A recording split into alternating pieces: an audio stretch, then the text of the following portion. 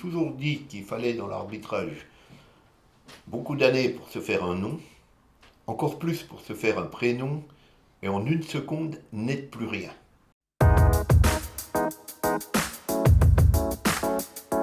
Michel Vautran, bonjour. Bonjour. Alors on va faire retracer votre carrière. On va commencer par le commencement. À quel moment vous décidez de devenir arbitre? Moi, j'étais autant fait pour être arbitre que curé ou bonne sœur. Je n'ai jamais joué au football par la faute de la maladie. Je n'ai même pas fait de sport. J'ai toujours été dispensé, toujours par la faute d'un souffle et d'un rhumatisme au cœur. Et donc, quand on nous interdit de faire du sport, eh ben, on veut en faire. Bien sûr, tout ce qui est interdit quand on est jeune euh, nous, nous pousse à le faire.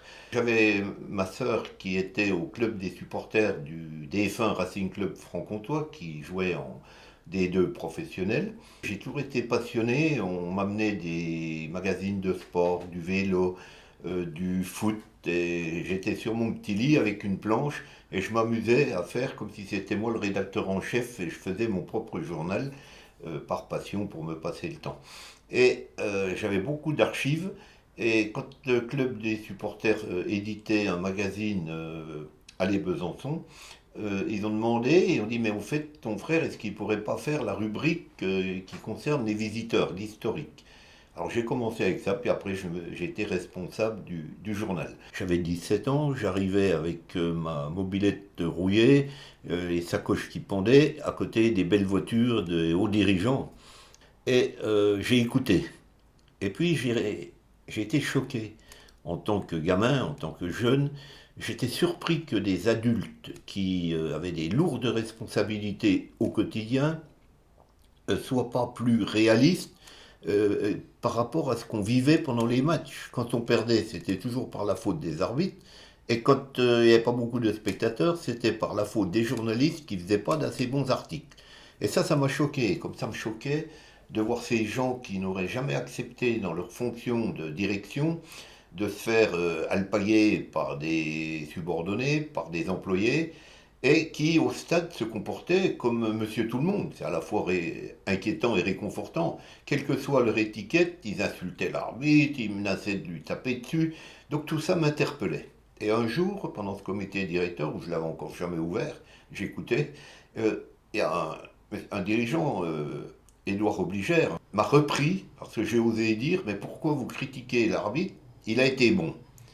Et il est devenu tout rouge, et il a dit, gamin, tais-toi, tu connais rien.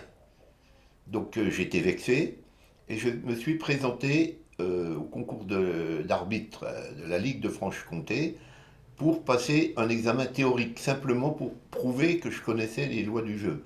Il était hors de question que je devienne arbitre, j'étais dirigeant du club, et j'étais interdit de sport, donc pour moi c'était simplement par défi, pour prouver. Et j'ai passé l'examen, on a vu le docteur de famille, mais qui connaissait pas le football, il était de Saint-Vite, c'était pas la priorité. Et il a dit, ben finalement, à 17 ans et demi, ça lui fera du bien, ça lui fera un contact social parce que il restait toujours élevé chez ses grands-parents, il ne rencontrait pas les autres, il n'allait pas à l'école. Donc, et l'arbitre ne court pas. Donc, il ne va pas fatiguer, vous pouvez accepter. Donc voilà comme c'est parti. J'ai passé mon examen d'arbitre sur un match amical et c'était déjà un clin d'œil de la fée des arbitres parce que c'était enlevé de rideau d'un derby Besançon-Sochaux. Sochaux était en deuxième division à cette époque-là. Et quand j'ai fini mon match, il y avait 14 000 spectateurs au stade. Et moi, j'étais jamais allé sur un terrain, un grand terrain de football. Du coup, quand vous commencez à arbitrer, quels sont vos objectifs? C'est quoi la sensation au début d'être Ouais, il n'y arbitre? avait aucun objectif, puisque je voulais pas être arbitre. Je savais même pas ce que c'était, comment, ni pourquoi. Mais c'est vrai que ça m'a passionné, parce que être arbitre, c'est rendre la justice. C'est quelque chose d'extraordinaire, en une seconde. Et quand on voit des juges qui, sur des grands procès, peuvent mettre plusieurs jours, étudier des dossiers, entendre des spécialistes, des experts, pour prendre une décision et ils ne sont pas sûrs de prendre la bonne, nous, sur le terrain, on a une seconde. C'est quelque chose qui est extraordinaire, qui nous oblige à beaucoup d'attention, du courage bien sûr, mais aussi c'est une école de la vie. Ça, je l'ai dit. Je vous ai dit en préambule que je n'avais pas fait d'études, et ce que j'ai pas appris dans les livres, c'est l'arbitrage qui me l'a appris. J'ai découvert des pays, j'ai découvert la vie, vu l'être humain à nu, c'est-à-dire pas sous la douche, à poil sous la douche, mais qui est avec des réactions primaires, qui n'accepte pas une décision parce que le dirigeant ou le joueur, son équipe, il les regarde avec les yeux de l'amour. Donc il a de la passion, et parfois la passion l'emporte sur la raison. En mai 1972, vous arbitrez votre premier match de Ligue 1, Paris Saint-Germain-Angers. On se sent comment à ce moment-là? Alors pour ça encore, je dis souvent que ma vie est un roman. Heureusement qu'on peut vérifier, parce qu'on pourrait croire que j'invente. En fait, j'étais arbitre fédéral 2, c'est-à-dire que je n'arbitrais que la deuxième division. Donc c'était le dernier match de la saison. Il se trouve qu'il avait le vendredi, j'étais assistant, on disait à l'époque juge de touche d'ailleurs, et à Lyon, le grand match Lyon-Marseille. Et c'était pour moi d'une grande fierté, parce que c'était le grand match, j'étais jeune, j'ai arbitré en D2, aller dans cette ambiance, un match aussi important, avec beaucoup de public, beaucoup d'ambiance. Je suis rentré à la maison vers 6 heures du matin, et à 7 heures du matin, le téléphone a sonné. Pour me dire, c'est la ligue professionnelle, prenez vite un train, il n'y avait pas les TGV comme maintenant, et vous prendrez un train à telle heure, on vous attendra, et il faut remplacer Robert Wurt sur le match Paris Saint-Germain contre Angers. Et moi j'ai pris ça pour une blague, puisque je n'avais pas les titres, j'ai jamais arbitré, on disait la D1, et j'ai pensé qu'on me faisait une blague. Donc il a fallu que je rappelle, pour être sûr que j'avais bien la ligue professionnelle, et je dis mais comment ça se fait? Non, non, on a pensé à vous, vous venez, on compte sur vous ce soir. Voilà comment j'ai débuté, j'ai pas eu le temps de réfléchir, j'ai pas eu le temps de. Je me suis retrouvé dans le grand bain et en plus on jouait sur le, je sais pas pourquoi d'ailleurs, sur le terrain du Red Star, le stade Bauer. Voilà. 4 ans après votre premier match de Ligue 1, c'est votre premier match international. Vous arbitrez un match entre l'Aris Bonnevoie, Luxembourg, et le Carrick Rangers, l'Irlande du Nord. C'est une étape supplémentaire pour vous? Ah ben bien sûr, c'est toujours à chaque fois qu'on franchit un échelon dans l'arbitrage, c'est marquant. Euh, Parce que c'est une forme de réussite. Et puis on se dit, ben, finalement, ce que je fais, ça se passe bien, donc ça encourage de continuer. Pour être honnête, où j'étais le plus fier, c'est quand j'ai reçu ma première désignation internationale, mais à la touche. Parce qu'autrefois, l'arbitre était central ou à la touche. Maintenant, il y a deux spécificités différentes. Donc, mon premier match a été désigné, a été Tottenham en Angleterre, contre, je crois, si ma mémoire est bonne, Hajduk Split, si ma mémoire est bonne. Et pour moi, c'était extraordinaire. Le bon Dieu n'était pas mon cousin. Parce que je rêvais, je partais de mon petit bled d'Antorp, là où je suis né, 100 habitants. J'étais un plouc, je suis toujours un plouc et je le revendique. Et pour moi, c'était, j'ai jamais pris, on prenait pas d'avion. Et donc je me suis retrouvé dans ce bain-là et me retrouver au milieu du terrain à la touche pour un match ça s'appelait pas la Ligue des Champions, des clubs champions en Angleterre, qui est le berceau du football. C'était extraordinaire pour moi. Ça a été bon, un souvenir euh, qui m'a marqué. C'était vraiment le coup d'envoi de ma carrière internationale. Donc j'ai refait quelques touches après, et après est venu le temps du centre, où j'ai mon premier match, effectivement, a été au Luxembourg. Et bah, c'était le point de départ. Et j'étais encore heureux comme un prince. Du coup, 2 ans plus tard, vous arbitrez votre premier match de Ligue des Champions, enfin Coupe des clubs champions à l'époque, Real Madrid, Grasshopper Zurich. Oui, c'est toujours, comme disent nos amis anglais, step by step, étape par étape. Alors on croit toujours au début, on dit mais je serai jamais capable d'aller arbitrer dans les grands stades comme le Real Madrid, le FC Barcelone. Ça s'appelle le métier. Et ce métier, on le gagne par étapes. Donc quand on commence à faire le premier match au Real Madrid, c'était pas une grande affiche. Donc on dit, mais tiens, à la fin du match, j'ai pu le faire, je suis capable de venir arbitre. Ça donne de la confiance. Expérience égale confiance. Et c'est comme partout dans la vie, dans tous les domaines de la vie. Mais surtout l'arbitrage. C'est quelque chose de très complexe. Quand on fait une erreur au bureau, il n'y a que le patron qui éventuellement peut le voir. Tandis que là, il y a des millions de téléspectateurs qui voient, qui ont des jugements, c'est une responsabilité énorme. Et c'est là où ça se travaille. Ça se travaille parce qu'il faut pas avoir, si on a des doutes en permanence, on ne pourra pas aller au bout du match. Donc il faut trouver le juste équilibre entre, bien sûr, la concentration, mais si on commence à se dire, oh là là, si à la télé il montre qu'il y a penalty, je me suis peut-être trompé, on perd le cours du match. Donc c'est une école fantastique. On donne une image de l'arbitre toujours négative. On donne une image de l'homme qui est conspué, que les supporters, les hooligans courent après, qui se fait allumer dans les médias. Mais il y a une autre image de l'arbitre, c'est ce que la fonction apporte dans sa personnalité, dans tout. On apprend à devenir un homme avec un grand H. Et Real Madrid, c'est vrai que si je compare avec Barcelone, Barcelone est beaucoup moins impressionnant. À l'époque, parce qu'ils ont supprimé les places debout, mais à l'époque, il y avait les places debout, c'était 100 000 personnes à Barcelone. Et au Real, je crois que c'était autour de 80 000, mais au Real, c'était très impressionnant parce qu'ils appellent ça la bonbonne. On a l'impression que tous les gens là-haut nous tombaient dessus parce que la pente est vraiment droite.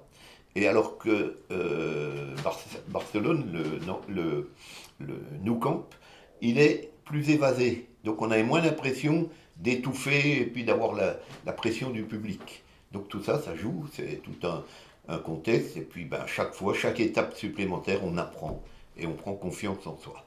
Vous parlez d'étape, en 82, c'est encore une étape supplémentaire. Vous êtes sélectionné pour la Coupe du Monde en Espagne.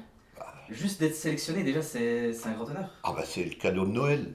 C'était celui qui m'aurait dit un jour que j'irais dans une phase finale de Coupe du Monde, je lui aurais ri au nez. C'est la consécration d'un arbitre, c'est la consécration d'un joueur aussi, mais pour l'arbitre aussi, parce qu'on n'est pas nombreux dans le monde. Donc se retrouver, et puis c'est une expérience, on est avec des arbitres du monde entier, on apprend beaucoup, on est quand même pendant 5 semaines ensemble, et on est obligé de faire des efforts linguistiques. Hein. Au début, on avait des interprètes, après, ils ont imposé l'anglais. La Coupe du Monde, c'est... Moi, j'aurais payé pour y aller, même pour couper des citrons à la mi-temps. J'aurais pas eu de match que... Bon, j'aurais trouvé ça anormal, mais l'essentiel pour moi était de vivre de l'intérieur une Coupe du Monde. Et j'en garde humainement un grand souvenir, parce que, en plus, on nous avait donné des instructions à chaque Coupe du Monde. Il y a toujours des objectifs à atteindre, et là, il fallait être strict pour la distance réglementaire de 9,15 m sur coup franc. Donc j'ai mis beaucoup de cartons pour ça, parce que là on est neutre. C'est pas comme en France où tout le monde vous connaît. Donc tout le monde a dit, comme c'était pas une équipe française en France, on dit bravo, très bien. Quand je l'ai refait au retour en France, je valais plus rien. C'était un scandale, c'était un abus de pouvoir. Tout le monde ne le sait pas forcément, mais c'est aussi le 4e arbitre de la finale cette année-là. Ah, je vois bravo pour votre connaissance, parce que c'est quelque chose que personne ne sait. Quand on me demande mes bons souvenirs, je dis, un de mes meilleurs souvenirs a été d'être 4e arbitre pour la finale de 82. Ça a été, je reviens à ce que j'ai dit tout à l'heure, un gamin qui n'avait jamais joué au football, qui ne bougeait pas de sa campagne, qui n'avait pas eu la chance de faire de vraies études, qui se retrouve à côté des meilleures équipes mondiales, au même moment de la finale, être sur le terrain, aller dans leur vestiaire, côtoyer les grands joueurs, pour vérifier les équipements, pour demander les papiers. Pour moi, ça a été une expérience fantastique. Et je me pinçais. J'étais pas sûr que c'était bien moi qui étais sur le terrain le jour d'une finale de Coupe du Monde. Et ça, bizarrement, personne n'en parle, parce que personne n'en a parlé. On parle toujours de l'arbitre, on oublie quand c'est les assistants, sauf s'ils font une grave erreur. Ils deviennent connus que quand ils font les erreurs, les assistants, et on se rappelle toujours que de l'arbitre. D'ailleurs, je me suis souvent battu quand on entend les radioreporters dire les 22 acteurs et l'arbitre sont sur le terrain. Non, alors il y en a 23, plus 2 assistants, plus un 4e. Donc c'est dommage, parce que il y a plusieurs fonctions dans l'arbitrage et elles ont toutes leur importance. Des finales, vous en avez aussi arbitré beaucoup en tant qu'arbitre central, notamment 5 en Coupe de France, c'est le record. C'est différent d'arbitrer une finale. La finale, c'est toujours quelque chose. Le meilleur moment d'une finale, c'est quand on reçoit la désignation. C'est un honneur, une marque de confiance. C'est qu'on se dit qu'on est reconnu au top niveau. Et le plus dur commence au coup d'envoi. C'est-à-dire qu'il n'y a qu'un match. Quand il y a les huitièmes, les quarts de finale, il y a plusieurs matchs, ça se dilue. Là, tout le monde regarde, et si on fait une grosse erreur, c'est une casserole qu'on traîne pendant toute sa carrière, pour ne pas dire toute sa vie, quand il y a eu des grosses erreurs d'arbitrage. Donc une finale, c'est une pression extraordinaire.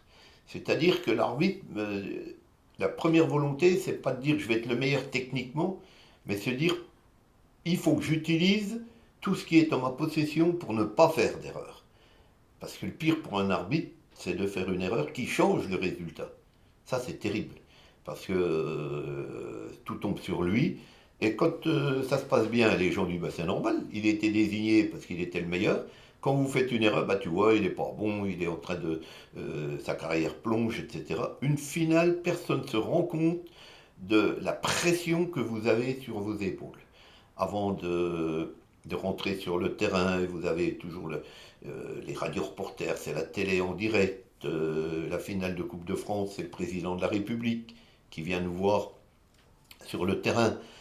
Après le match, l'habitude c'est, on monte, maintenant ils ont changé un peu le protocole, il fallait monter dans la tribune où le président de la République était, nous remettait la médaille, qui disait bien sûr vous avez bien arbitré, même s'il ne connaissait rien au foot.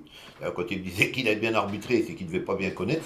Donc une finale c'est la récompense avec un grand air, mais c'est casse-gueule. C'est-à-dire que si on fait une erreur, on risque de la traîner longtemps. Vous avez aussi arbitré des finales internationales, la Coupe intercontinentale en premier, enfin, entre Hambourg et Porto Alegre, la Coupe UEFA aussi, Real Madrid, Videoton. Là, c'est le monde entier qui vous regarde. Ben oui, je me souviens, quand le match était à Tokyo pour la Coupe intercontinentale, et j'avais pas mes assistants français, j'avais des assistants japonais, et qui parlaient pas anglais, qui parlaient pas français, et moi je parlais pas japonais. Donc c'était pas facile. Il y avait un grand décalage horaire, et là j'ai fait une erreur énorme, qui est une erreur de débutant, mais qui est inexcusable à mon niveau. C'est que je suis parti sur le terrain en oubliant mes cartons au début du match.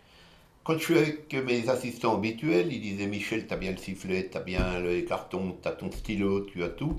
Là, j'étais un peu dans les vapes et j'ai oublié les cartons dans ma petite valise. Et à la 40e minute, ou à quelques secondes près, il faut que je donne un carton jaune. Et il y avait toutes les instances dirigeantes mondiales qui étaient dans la tribune, en direct à la télé. Ça fait mauvais effet. Je vais pour donner le carton jaune, rien dans la poche. J'ai cherché la poche de la chemise, du short, rien. J'ai dit qu'est-ce que je fais? Et en une seconde, j'ai fait le méchant, j'ai fait un signe en disant attention, la prochaine fois c'est directement carton rouge. Ça s'appelle le métier. Mais c'est une erreur. C'est une erreur impardonnable. Et j'ai prié le dieu des arbitres pour qu'il n'y ait pas de carton rouge, pas qu'il y ait une faute énorme avant la mi-temps. Et à la mi-temps, je me suis précipité dans mon vestiaire. J'ai mis mes cartons dans ma poche et j'en ai donné 5 en deuxième mi-temps. En 86, vous arbitrez pour la première fois la finale de la Ligue des Champions, Barcelone-Steaua Bucarest. C'est le Graal. Je mesure mieux l'importance parce que ce qui me désole maintenant, c'était en 86, c'est-à-dire il y a longtemps. Et aucun arbitre français depuis n'a eu ce grand honneur de diriger la finale des clubs champions. Et pour moi, c'était pas facile parce que c'était d'abord une grande surprise à l'époque avec les grands clubs qui arrivaient comme maintenant pour les finales. Et là, c'est pour la première fois, c'était une équipe des pays de l'Est, la Roumanie, et le Steaua Bucarest.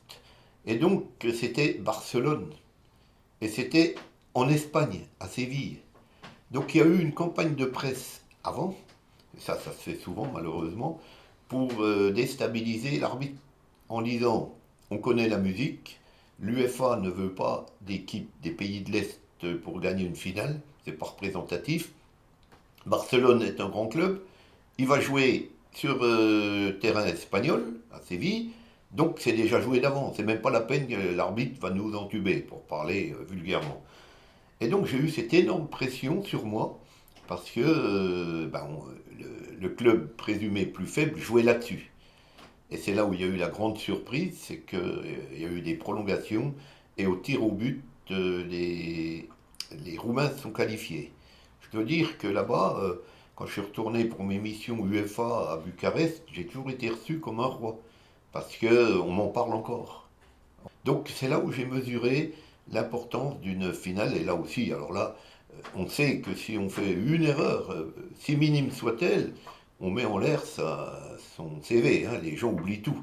C'est les gens, l'être humain est ainsi fait que déjà si on prend les joueurs ou les dirigeants, ils gagnent toujours grâce à leur propre mérite, mais ils perdent par la faute des autres souvent. Donc les autres, c'est qui? Ben, c'est l'arbitre.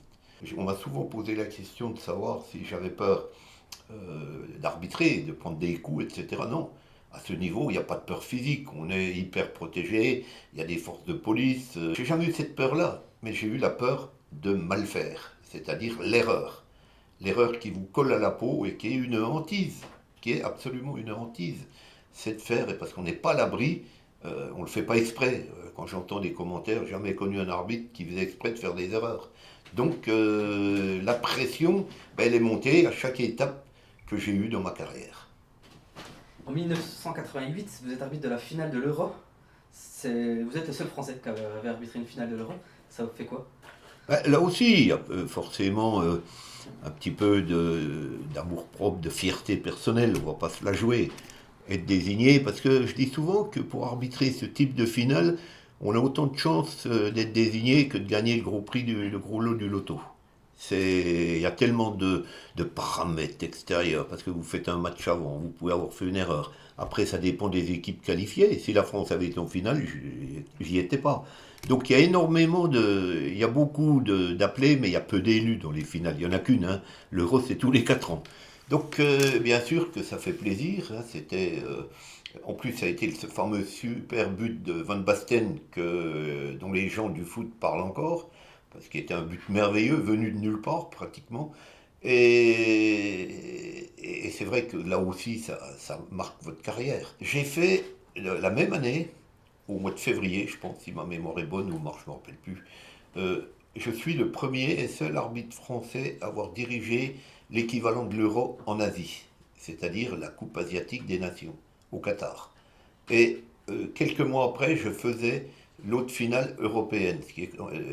Ça n'a pas, il n'y a pas de précédent, et personne n'a jamais parlé de ce doublé qui faisait, je le répète très immodestement, j'étais fier d'avoir été choisi au niveau asiatique, et puis après en Europe. Voilà, donc faire deux finales intercontinentales, continentales, pardon, deux finales continentales en quelques mois, je ne sais pas si ça se refera encore une fois, mais c'est assez extraordinaire.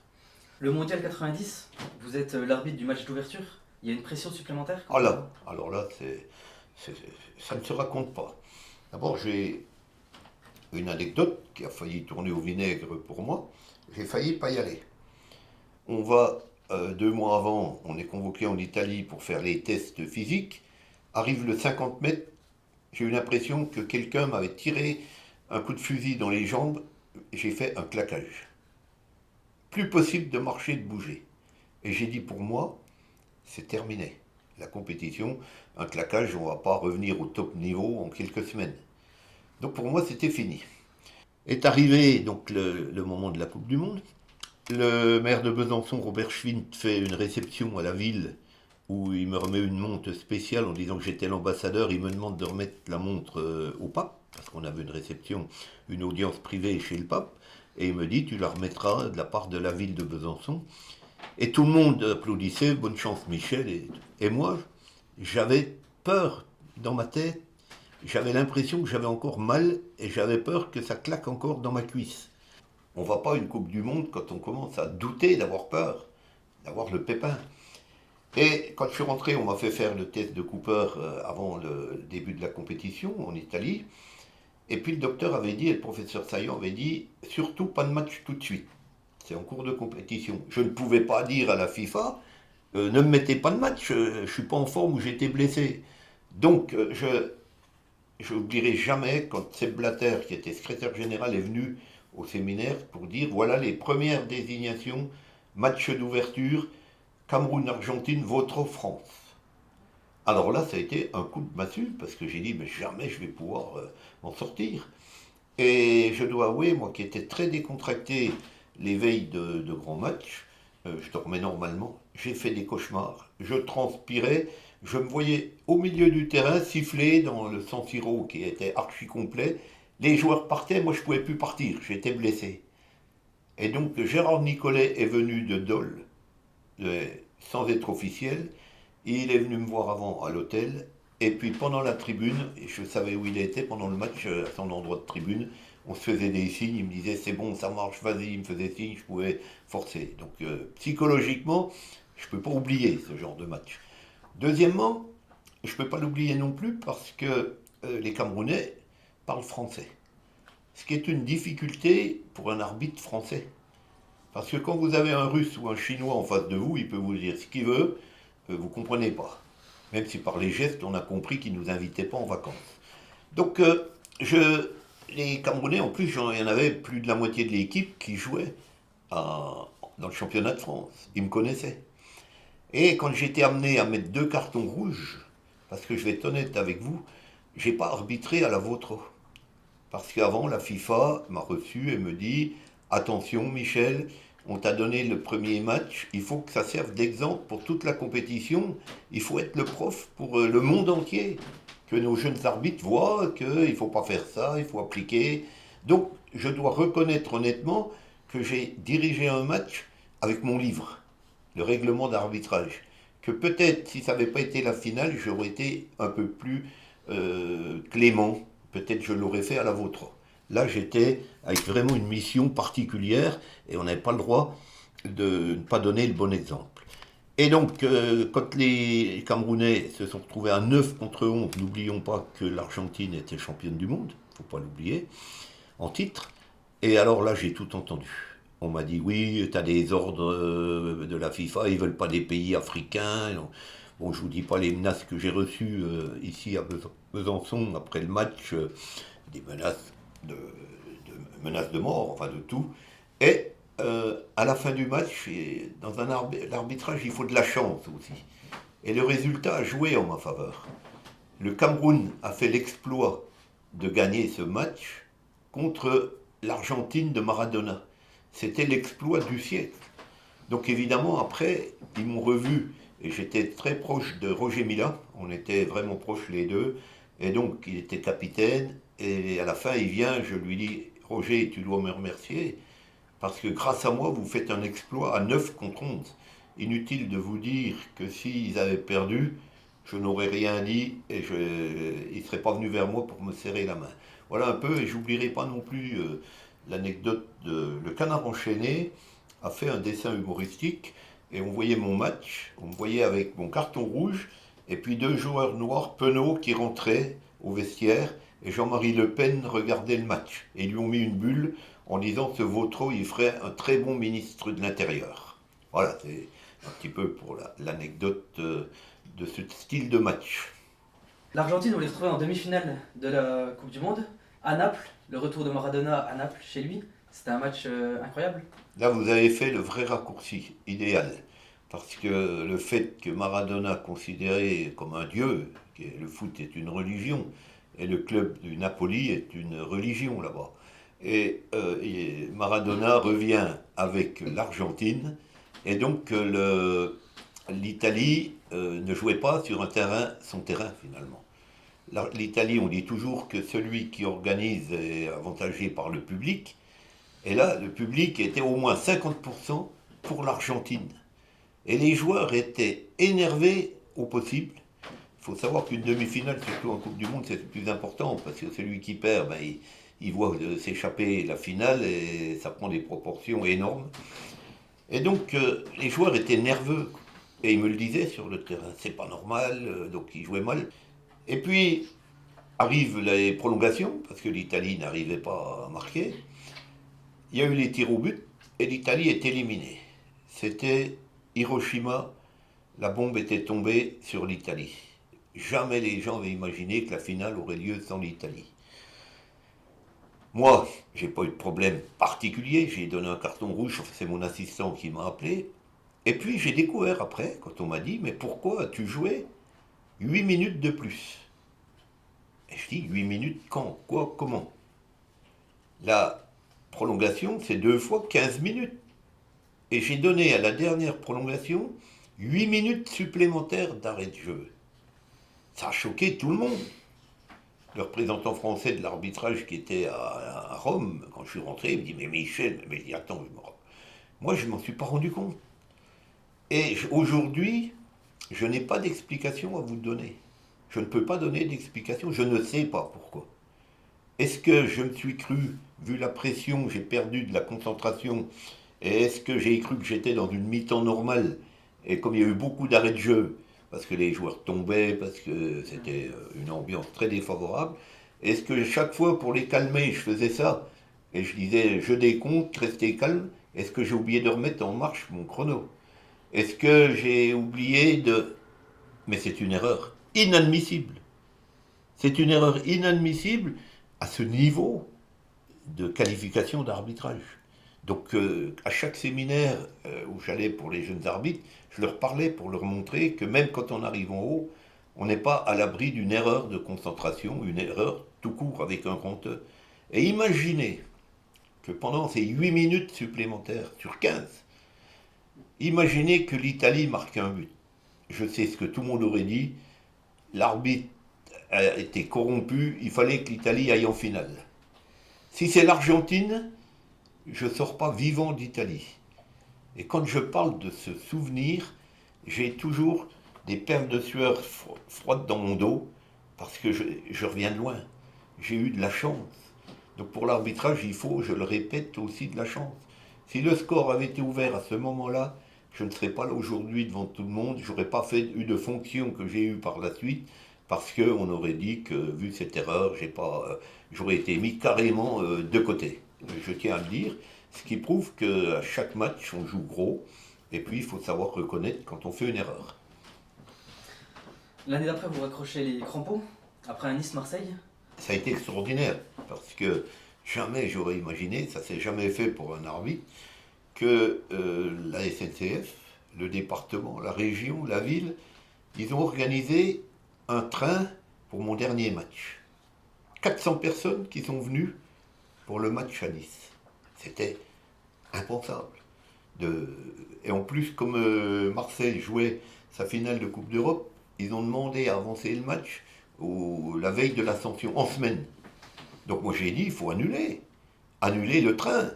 Les gens vont pas venir en semaine pour aller voir un arbitre qui finit sa carrière. Et à ma grande surprise, le train était complet et les gens m'en parlent encore.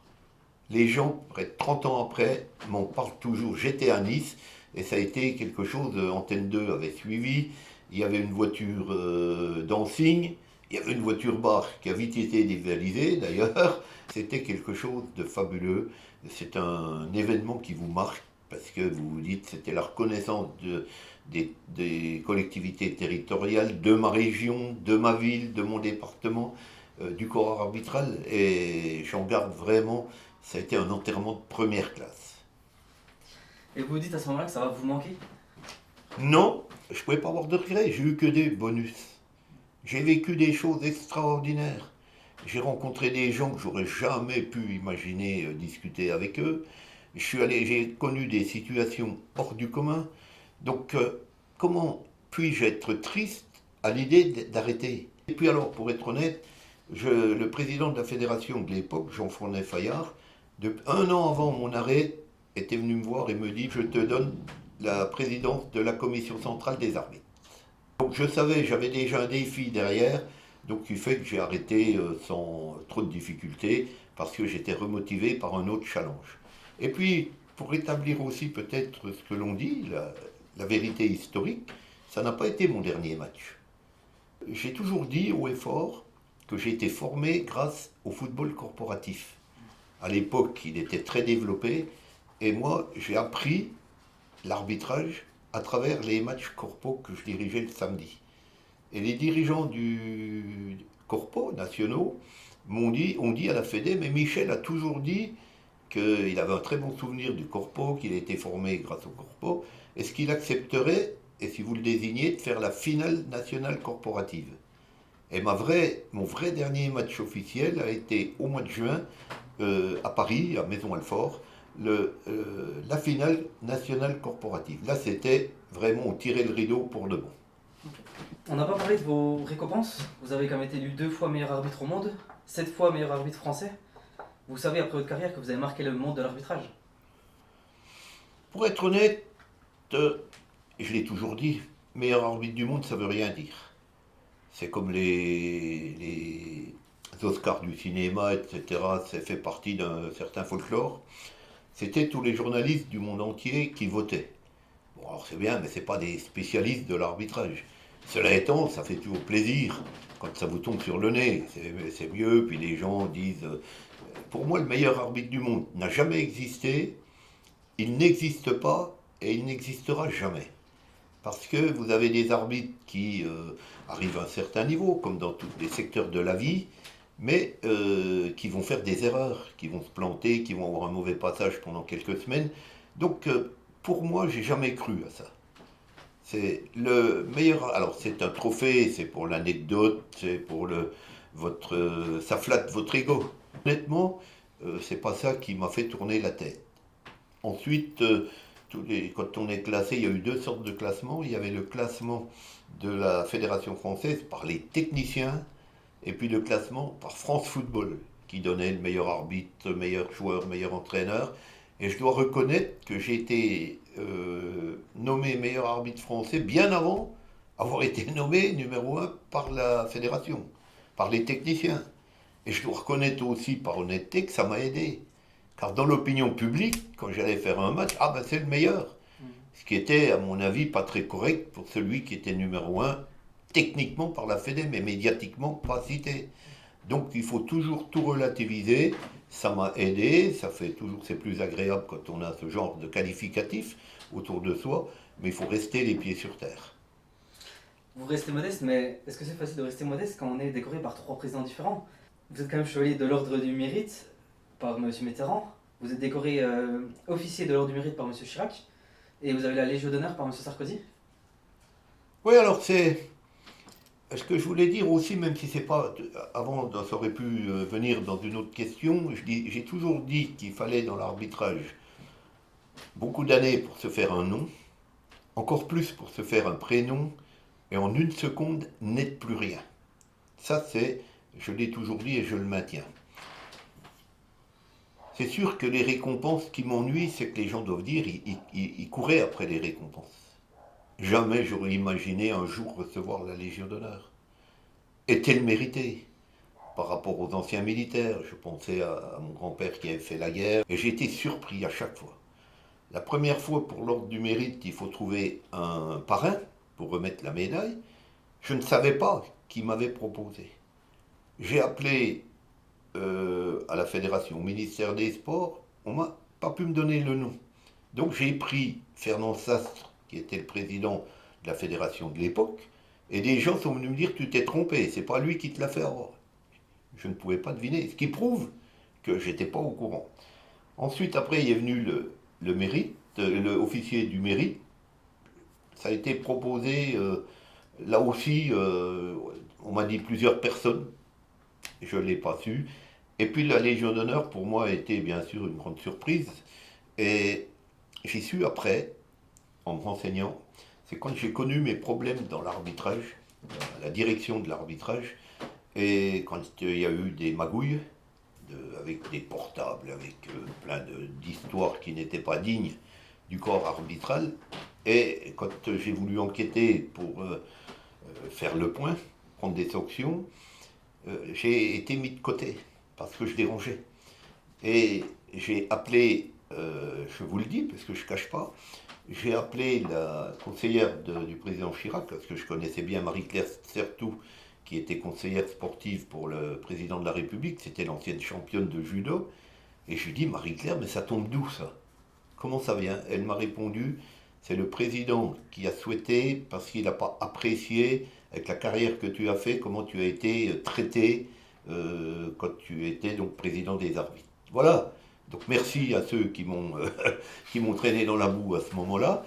Merci bien sûr au président Chirac. Et comme il a arrêté, C'est pas lui qui me l'a remis, c'est le président Sarkozy. Quel est votre meilleur souvenir du coup dans toute cette carrière? On me l'a souvent posé et honnêtement, c'est très difficile. Je dirais un tout. Le souvenir, c'est un tout. C'était quand j'arbitrais au niveau régional, c'était quand j'arbitrais au niveau national, c'est quand j'arbitrais au niveau international, et on ne devrait peut-être pas le répéter, j'ose pas le dire, j'ai l'impression que j'étais plus passionné par les découvertes que je faisais dans mes déplacements que par le match lui-même. Aller dans un exemple typique, à l'époque, on ne pouvait pas aller en Albanie, c'était une dictature fermée. Il y avait que quand on jouait au foot ou le sport que ça s'ouvrait. Et dans des conditions très préhistoriques. Il n'y avait qu'un hôtel dégueulasse d'ailleurs. Et avant ma fin de carrière, j'ai dit à l'UEFA, moi j'aimerais bien aller, je ne peux pas y aller en vacances, je ne peux pas aller en découverte, j'aimerais bien l'arbitrer en Albanie. Et on m'a dit, mais attends Michel, personne ne veut y aller, et puis t'as pas le niveau, t'es trop haut pour leur niveau de football. Mais j'ai dit, je m'en fous. Moi ce qui m'intéresse, c'est que le match me permette de voir comment les gens vivent là-bas. Quelle est leur vie, comment c'est réellement par rapport à ce que je lis dans les journaux. Donc ça, c'est un bon souvenir. Bien sûr, c'est pas la même réception qu'au Real Madrid, qu'à Milan ou qu'à Barcelone, mais je m'en fichais. Moi, aller découvrir, je suis allé à Saint-Pierre-et-Miquelon. Qu'est-ce que j'aurais été faire à Saint-Pierre-et-Miquelon sans l'arbitrage? Et j'en garde un souvenir formidable. Ça a été une aventure humaine extraordinaire. Et combien aller dans les pays, les anciens pays de l'Est, l'Arménie, la Géorgie, c'est pas des coins où on va en vacances traditionnellement, mais découvrir leur manière de vivre, découvrir ces gens, découvrir pour ça quand j'entends maintenant qu'on nous parle de dictature dans notre pays, mais je dis mais qui voyagent les gens, qui voient ce qu'est une vraie dictature. Et donc tous ces souvenirs humains sont pour moi importants. Quand j'étais malade à la ferme, les vieux parlaient en patois, venaient chercher le lait, et ils parlaient du RSS, de Khrouchtchev, on parlait de la barrière de fer pour la frontière. Et moi, gamin, j'ai cru qu'ils mangeaient les gosses, qu'il y avait une barrière, on ne pouvait pas passer, que c'était une barrière tout en fer qui nous empêchait de passer. Et la première fois que j'y suis allé pour arbitrer un match, j'ai pensé justement à mon grand-père, à mes grands-parents, et ça m'a fait, quand je suis arrivé à Moscou, quand j'ai vu avec et puis les casquettes, le truc, c'était pas très des tenues bien marrantes, puis qu'on a connu dans les mauvais moments, ça m'a pris quelque chose en disant, bah tu vois, t'es là. Et j'ai connu aussi, malheureusement, j'ai vu les gens qui faisaient, à cette époque encore, la queue pour aller acheter un litre de lait. Donc quand on rentre en France, on n'a plus le même comportement. On arrête de se plaindre. Moi j'ai vu, j'avais honte, parce que comme on était invité pour aller acheter deux, trois souvenirs, ils nous emmenaient la priorité, on passait devant tout le monde, avec les officiels. Et j'imaginais ma vieille mère, si elle avait été dans la rue en disant, regarde-moi ces porcs qui viennent nous marcher dessus pour prendre notre marchandise. Et eux faisaient la queue. Donc ça, j'ai pas pu l'oublier. J'ai vu toutes ces femmes qui travaillaient avec les blouses bleues, qui faisaient tous les travaux les plus difficiles. Et je me disais, mais voilà, c'est ça leur vie. Donc ça, ce sont des bons souvenirs, entre guillemets, de voir ce qui se passe ailleurs pour essayer de se dire on est heureux. Et au contraire, est-ce que vous avez un pire souvenir? J'ai eu par exemple arbitré un match d'une demi-finale de Coupe des Champions en Italie, Rome contre Dundee United. On a appris après qu'il y avait des voyous, des mecs, on soustrait 100 millions de lire au président de l'AS Roma en disant c'est pour l'arbitre, c'est-à-dire moi. Heureusement que plus tard ils ont été arrêtés et qu'on a su que bien sûr j'y étais pour rien. Mais après, quand ça c'est dans la presse, les gens vous regardent, ils vous chambrent. Et puis il y a ceux qui derrière les autres, tu parles, il n'y a pas de fumée sans feu. Donc c'est vraiment une école où il faut être costaud. Vous avez arbitré des grands footballeurs, des ballots d'or, les meilleurs joueurs au monde. Est-ce qu'il y en a un qui vous a particulièrement marqué? Les grands noms sont toujours les plus difficiles à arbitrer. Alors que ils sont corrects. Si je prends Maradona, je n'ai jamais eu le moins de problème avec lui. La difficulté avec les stars du ballon rond, c'est que l'équipe adverse, elle joue là-dessus. En disant, bien sûr, il ne faut pas qu'on le touche. Il est protégé. Ils vous mettent la pression. Et si malheureusement, une star est blessée sur une mauvaise action de jeu, on dira que c'est de la faute de l'arbitre, qui n'a pas sanctionné assez vite et assez tôt et assez fort. Donc c'est jamais très facile à arbitrer. On pourrait tomber sur des stars qui se la jouent, c'est-à-dire qui met la pression sur l'arbitre.